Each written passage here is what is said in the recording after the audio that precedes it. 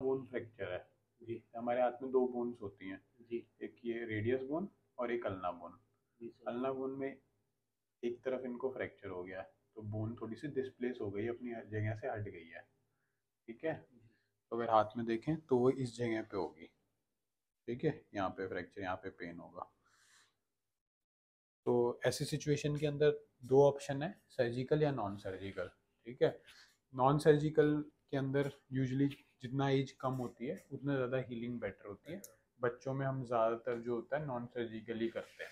ठीक है, young individuals में जैसे ये हैं, इसमें क्या होता है, अगर अनडिस्प्लेस्ड होता है, बोन अपनी जगह बैठी हुई है, दोनों कॉर्टेक्स ऐसे मिले हुए हैं, तो उस सिचुएशन के अंदर हम रिकमेंड करते हैं कि आप विदाउट सर्जरी करें।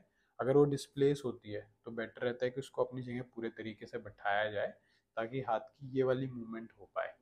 ठीक है, तो हाथ की दो मूवमेंट्स जो होती हैं, एक होती है फ्लेक्शन एक्सटेंशन, हाथ जब ऊपर और नीचे जा रहा है, और एक होती है सुपिनेशन और प्रोनेशन। तो ये वाली एक्टिविटी में तो कुछ दिक्कत नहीं होगी, क्योंकि ये वाली बोन्स जो है यहाँ पे इन्वॉल्व नहीं है। लेकिन ये वाली मूवमेंट में इनको दिक्कत होगी, तो वो परफेक्टली रिड्यूस होनी ज़रूरी है।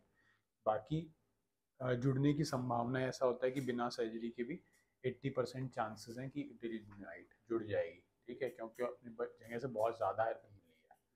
ठीक है, लेकिन बस ये है कि इनका जो मूवमेंट है, ये मूवमेंट थोड़ा रिस्ट्रिक्ट हो सकता है। सर्जरी में बेनिफिट ये होता है, क्योंकि प्लास्टर में तो हाथ जाम हो जाता है, सर्जरी में बेनिफिट ये होता है कि हम हाथ को जल्दी चला सकते हैं। तो अब डिपेंडिंग अपॉन आपका वर्क और आपकी बाकी एक्टिविटीज़, कि भाई आपको कितना हाथ सीधा चाहिए और कितना हाथ प्रोन चाहिए। क्योंकि इसमें अगर प्लास्टर से करेंगे तो करीबन 1.5 महीने प्लास्टर रहेगा, उसके बाद प्लास्टर रिमूव करके हम फिजियोथेरेपी करवाएंगे, तो कुछ रेजिडुअल स्टिफनेस रह सकती है। ठीक है, तो डिपेंडिंग इन दोनों चीज़ों को आप वे करके सोच समझ के अपना डिसीजन ले सकते हैं। कुछ आपके सवाल हैं तो आप पूछ सकते हैं। सर ये और ये जो दूसरा है सर्जरी वाला, वो कितना टाइम लेते हैं?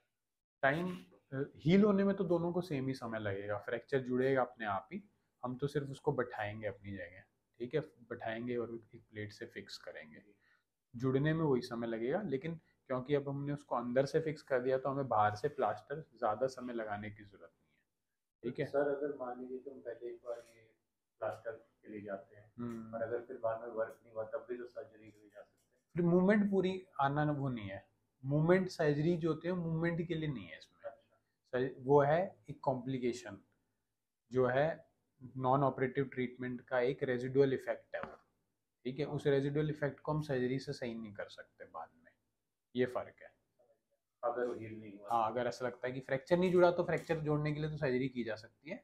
कम चांसेस है कि फ्रैक्चर ना जुड़े। मेन दिक्कत है मूवमेंट की, पूरी मूवमेंट आना जो है वो सर्जरी के साथ ज़्यादा संभावना है, बिना सर्जरी के कम संभावना है। ठीक है, तो ये दोनों चीज़ें वे करके आप अपने डिसीजन ले सकते हैं। कोई डाउट हो तो पूछ सकते हैं। फिर वो प्लेट निकालना भी पड़ता है? यंग लोगों में निकाल देनी चाहिए, करीबन 1.5 से 2 साल में, क्योंकि इसमें आपको छोटी सी प्लेट लगेगी तो बहुत बड़ा बड़ा मेजर वो इशू नहीं है। ठीक है, तो इस चीज़ को आप डिस्कशन कर लीजिए, मैं आपको लिख के दे देता हूँ, दोनों चीज़ें लिख के दे देता हूँ, प्लास्टर भी और सर्जरी भी, जो भी आपको सूट करे उस चीज़ के हिसाब से आप बता सकते हैं, आगे उसके हिसाब से प्रोसीड कर सकते हैं। बाकी ऐसा कोई मेजर इंजरी नहीं, घबराने की जरूरत नहीं है। ये तो ये है कि हाँ भाई बेस्ट ट्रीटमेंट आपके लिए क्या है, इसलिए डिस्कशन हो रहा है बस।